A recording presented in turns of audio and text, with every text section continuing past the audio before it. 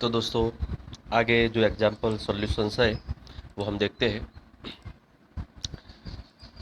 तो लास्ट जो एग्जाम्पल था वो हमने देखा था 1.9, यहाँ 1.10 से शुरू करते हैं। So it is about to understand two charges plus minus 10 microcoulomb are placed 5 millimeter apart. Determine the electric field at a point P on the axis of dipole 15 centimeter away from its center O on the side of positive charge as shown in figure, and B, a point Q 50 centimeter away from O on the line passing through O and normal to the axis of dipole as shown in figure। तो यहाँ पर आपको एक बार ये complete statement read करना है। आप इसको पॉज कीजिएगा, रीड कीजिएगा, समझिएगा, फिगर को देखिएगा, बुक में देखिए।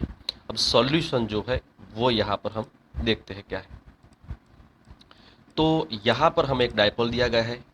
Let me draw a dipole here. So this is the dipole. Okay, and यहाँ पर पॉजिटिव चार्ज हम, चलो पॉजिटिव चार्ज किस तरफ रखा है, इस तरफ पॉजिटिव चार्ज है। तो ये नेगेटिव चार्ज और ये पॉजिटिव चार्ज, उसकी वैल्यूज़ जो है वो है 10 माइक्रोकूलम। तो यहाँ पर सॉरी, ये जो है वैल्यूज़ प्लस 10 माइक्रोकूलम, एंड यहाँ पर जो वैल्यू है वो है माइनस 10 माइक्रोकूलम। इस तरह से हमें यहाँ पर एक डायपोल दिया गया है। ओके, और ये जो है उसका मिड पॉइंट है ओ, और दोनों के बीच में डिस्टेंस है 5 मिलीमीटर अपार्ट। ओके, तो डिस्टेंस जो है वो है 5 मिलीमीटर।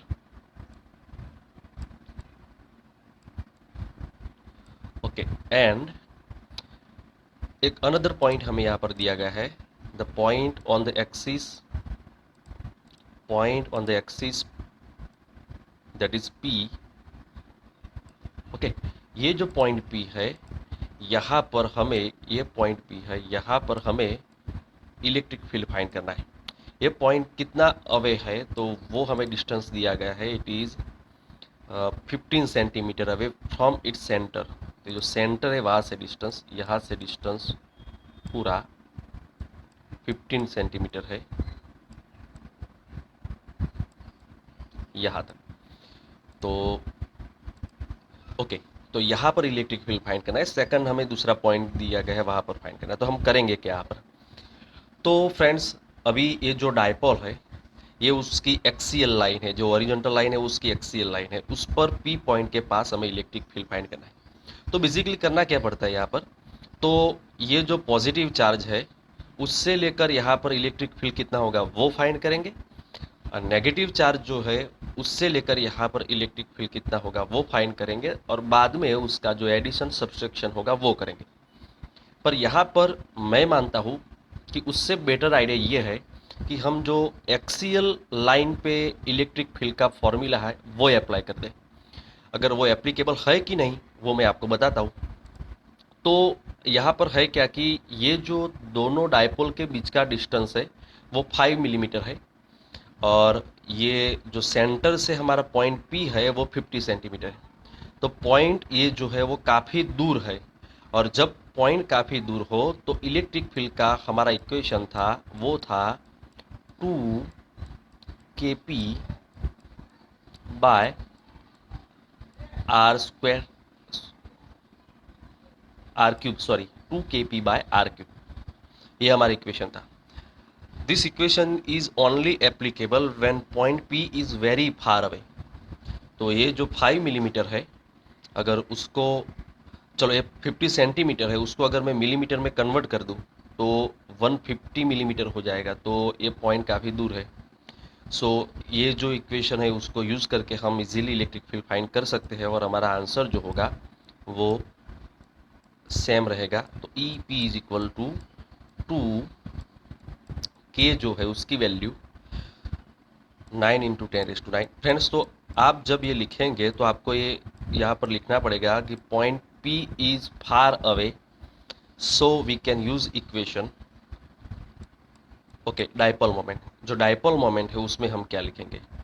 तो यहाँ पर मैं बता, डायपोल मोमेंट जो है वहाँ पर हम लिखेंगे, हमारे डायपोल मोमेंट का इक्वेशन था, पता है आपको, 2a Q, 2a into Q, ये हमारा डायपोल मोमेंट का इक्वेशन था। तो डायपोल मोमेंट में 2a मतलब कि दो जो चार्जेस है उसके बीच का डिस्टेंस। ओके, तो वो डिस्टेंस 5 मिलीमीटर है, उसको मीटर में कन्वर्ट करके लिखेंगे। पहले मैं ये जो है सारा हटा देता हूँ। चलो, तो जो P था उसकी जगह हम लिखने वाले थे 2a क्यू। 2a मतलब कि दोनों जो हमारे चार्जेस है उसके बीच का डिस्टेंस 5 मिलीमीटर। तो 5 इंटू मीटर में कन्वर्ट करेंगे, मिलीमीटर है तो मीटर में हो जाएगा 10⁻³ तो ये हो गया 2a मतलब कि पूरा डिस्टेंस ये हो गया 2a।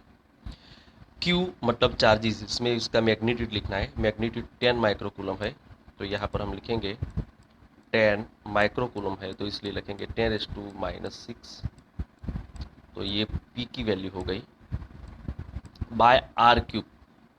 आर क्यूब, तो ये जो हमारा डिस्टेंस था वो, तो सेंटर से हमारा डिस्टेंस 15 सेंटीमीटर है, तो उसको भी मीटर में कन्वर्ट करके लिखेंगे। तो 50 इंटू 10⁻⁻², ओके, ये मीटर में हो गया, उसका क्यूब।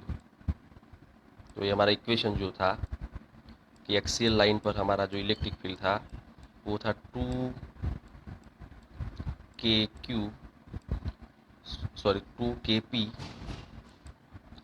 के पी बाय आर क्यूब, वो हमने यहाँ पर लिख लिया। इसको आप सॉल्व करोगे तो आपका आंसर मिल जाएगा। बुक में अभी जो कैलकुलेशन होगा वो कैलकुलेशन नहीं करेंगे, हम सीधा इक्वेशन यूज़ करेंगे। बुक में पॉजिटिव चार्ज का इलेक्ट्रिक फील्ड, नेगेटिव चार्ज का इलेक्ट्रिक फील्ड और देन उसका जो सब्सट्रैक्शन और एडिशन होता है, इस तरह से कैलकुलेशन किया है, तो ये पूरा लेंथी हो जाएगा।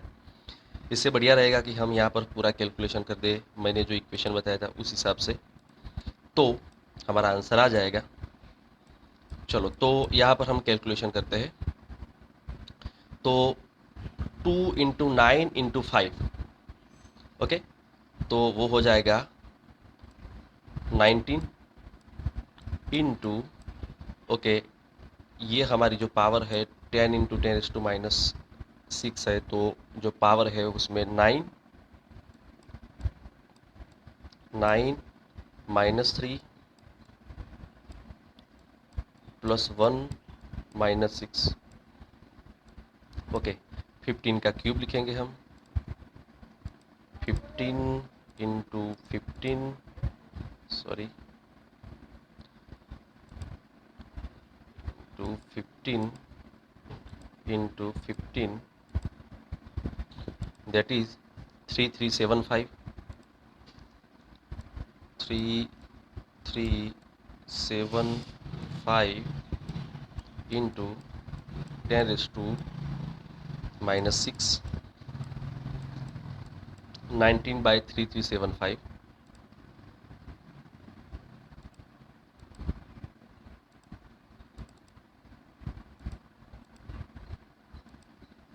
0.026, 0.026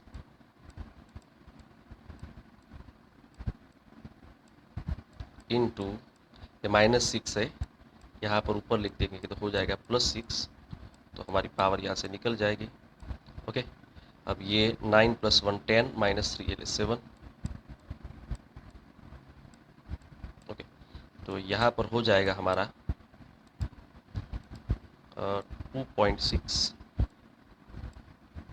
इंटू, चलो फ्रेंड्स, यहाँ पर साइंटिफिक फॉर्म में एग्जैक्टली जब भी आप आंसर लिखो तो साइंटिफिक फॉर्म में आपको लिखना है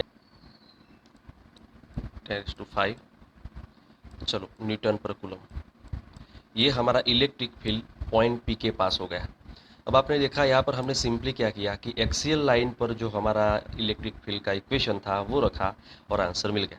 अब अभी जो बुक में जो कैलकुलेशंस है वो नहीं करने वाले, ये पूरा लेंथी कैलकुलेशन है।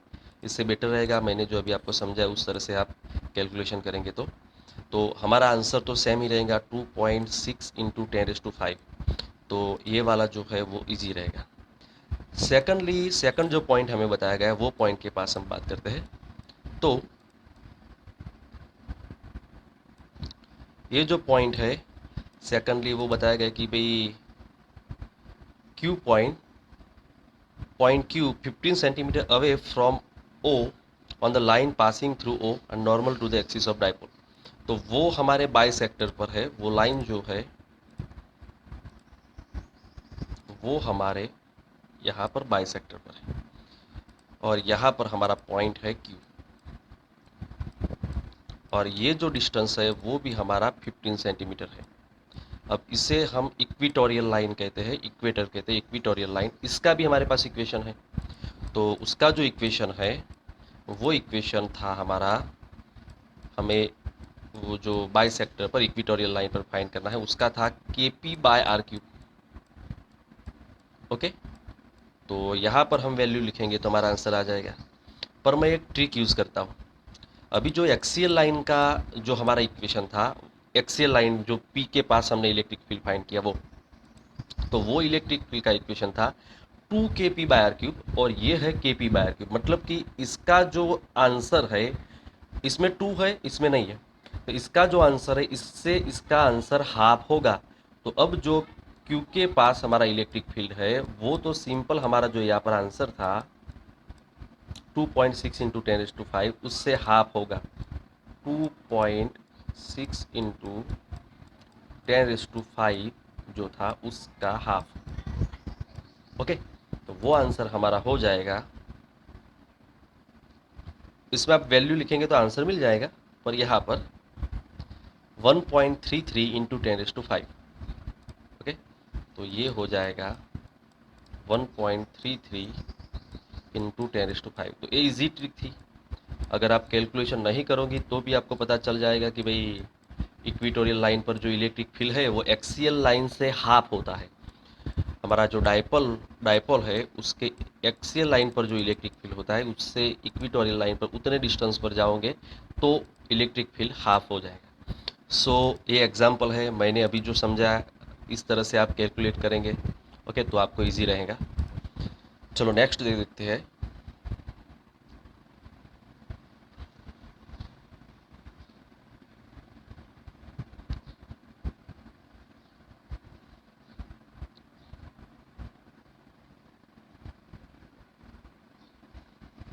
ओके, तो ये है example 1.11।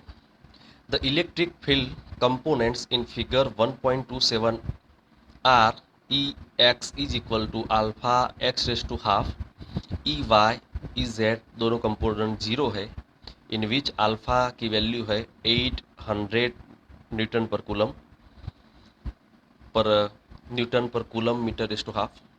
Calculate the flux through the cube and the charge within the cube, assume that A is equal to 0.1 metre. तो हमारी साइड जो है 0.1 मीटर है।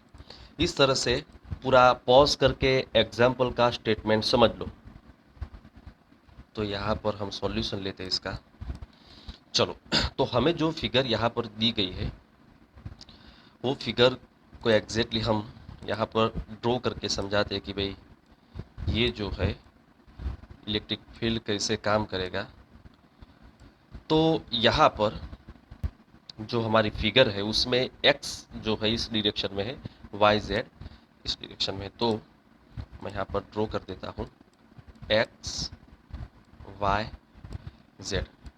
सेकेंडली यहाँ पर हमें बताया गया है कि हमारा जो इलेक्ट्रिक फील्ड है उसका E y E z is equal to zero, मतलब वो कंपोनेंट जीरो है। उसका मतलब x डायरेक्शन में इलेक्ट्रिक फील्ड है और वो भी कांस्टेंट नहीं है, वो चेंज होता है। उसका इक्वेशन है alpha x raise to half, मतलब x जो है वो डिस्टेंस के अकॉर्डिंग हमारा इलेक्ट्रिक फील्ड जो है वो इंक्रीज होता है। तो ये हमारा इक्वेशन है ई एक्स मतलब कि इलेक्ट्रिक फील्ड x डायरेक्शन में है इज इक्वल टू अल्फा, वो एक कांस्टेंट वैल्यू है, x raise to half.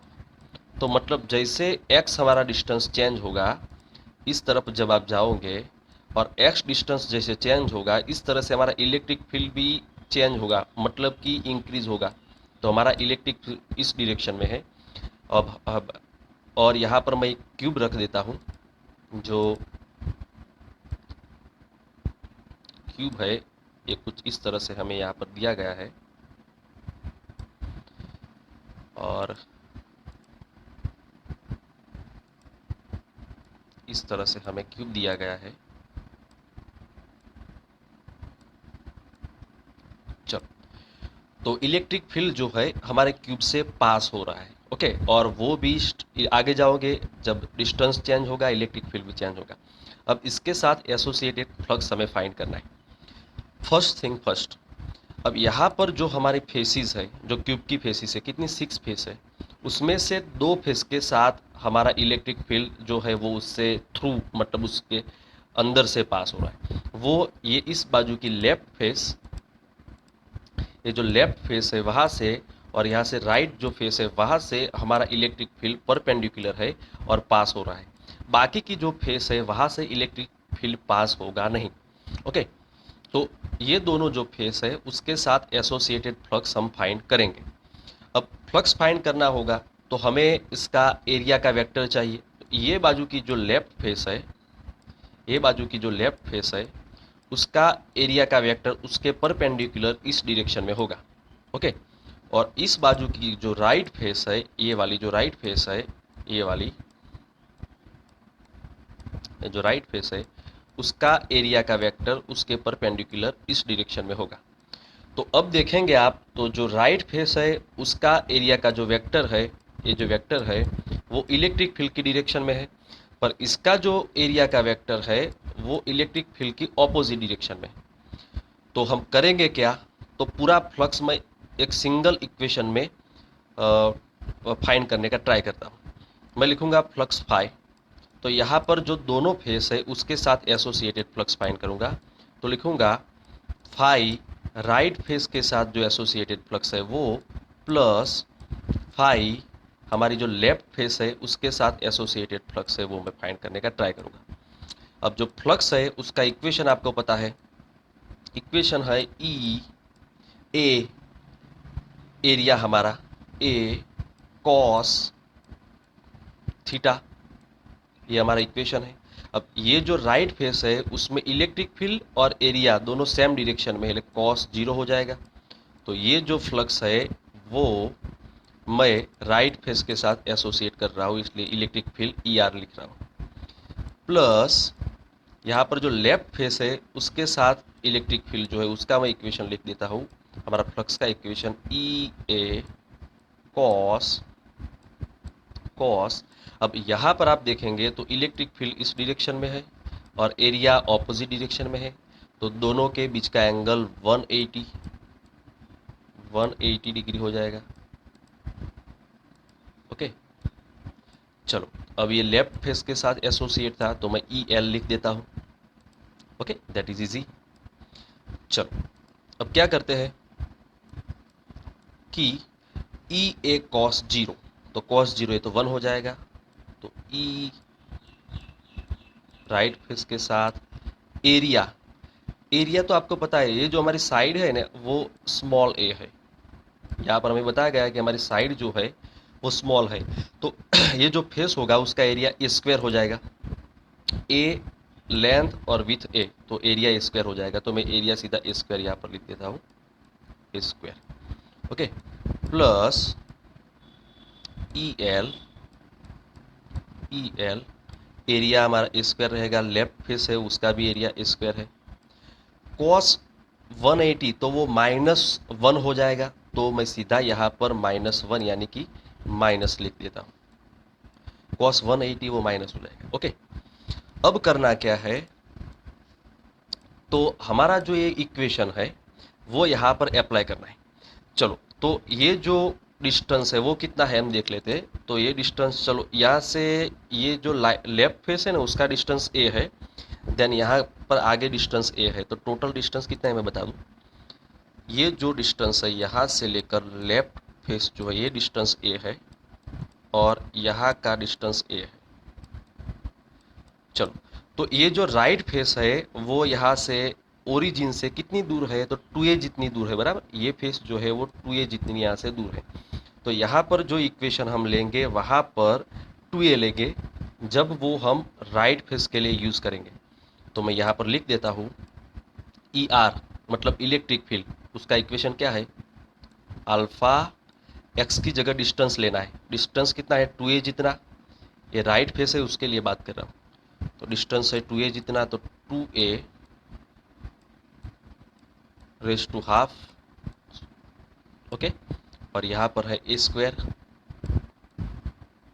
Minus E L, मतलब ये जो है लेफ्ट फेस के लिए यूज करना है। यहाँ पर ये इलेक्ट्रिक फील्ड का इक्वेशन यहाँ पर लेफ्ट फेस है उसके लिए यूज करते हैं। तो उसका डिस्टेंस कितना है, ए जितना। तो यहाँ पर जो एक्स है वो डिस्टेंस ए में लिखूंगा और इक्वेशन को यूज करूंगा। तो अल्फा एक्स की जगह लिखूंगा ए रेस टू हाफ, ओके। और पीछे जो है वो ए स्क्वायर। चलो, तो पता चला यहाँ पर जब आप राइट के लिए यूज करो, ओके, तो यहाँ पर राइट का जो डिस्टेंस है, राइट फेस का डिस्टेंस है वो कितनी दूरी पर है, वो 2a जितनी दूरी पर है। तो यहाँ पर 2a लिखना है। जब आप लेफ्ट के लिए यूज करो तो यहाँ पर लेफ्ट फेस कितनी दूर है वो यहाँ पर x के ऊपर लिखना है। तो अगर हम देखें तो नेक्स्ट कैलकुलेशन में ये हो जाएगा alpha 2 raise to half A raise to half और ए स्क्वायर। तो ए का पूरा पावर जो हो जाएगा half power plus 2, 2 plus half, okay. तो टोटल पावर जो है उसका हो जाएगा 2 इंटू 2 4 प्लस 1 5/2 माइनस अल्फा, यहाँ पर ए का पावर हो जाएगा 5/2, दोनों पावर का एडिशन होगा, ओके। चलो, तो यहाँ पर हम कॉमन ले लेंगे alpha A raise to 5/2 common ले लेंगे। तो 2 रेस टू हाफ मतलब उसे ऐसे भी लिख सकते हैं √2 माइनस, यहाँ पर सब कॉमन निकल गया तो वहाँ पर 1। अल्फा की जो वैल्यू है वो लिखते हैं। तो अल्फा की वैल्यू यहाँ पर 800 है, तो वो 800 लिखते हैं।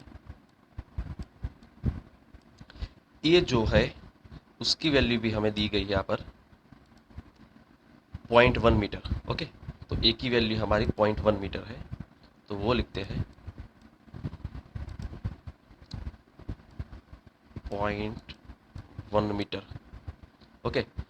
अब यहाँ पर 5/2 है तो सिंपली इसे ऐसे लिख सकते हैं हम कि इसका 5 पावर और ब्रैकेट के बाद मैं हाफ लिख दूँ तो ये 5/2 भी, इसे 5 इंटू हाफ मतलब 5/2 ये कहलाएगा, ओके। तो इसे कैलकुलेशन जरा इजी होगा। √2 दैट इज 1.4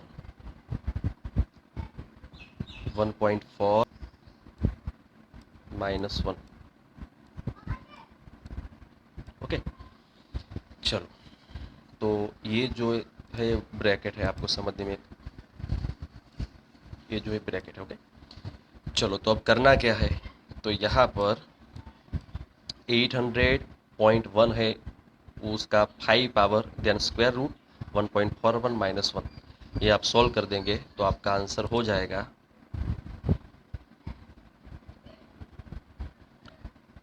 1.05।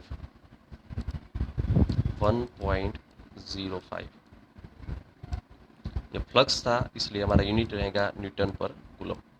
तो ये जो कैलकुलेशंस था ये सब लिखने की जरूरत नहीं, और सीधा इक्वेशन मैंने अभी समझा, इस तरह से हम इक्वेशन सीधा यूज़ कर सकते हैं और इसको इजीली सॉल्व कर सकते हैं। सेकंडली हमें फाइंड करना था इसके अंदर the charge with in the cube.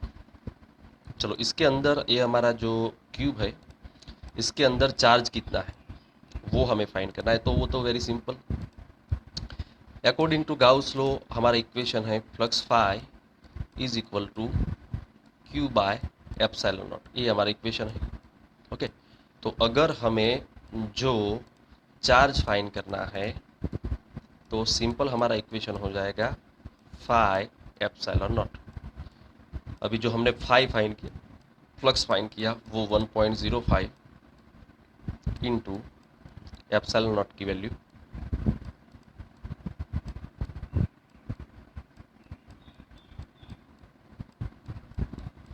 Okay. ये सॉल्व कर दोगे तो आपका आंसर हो जाएगा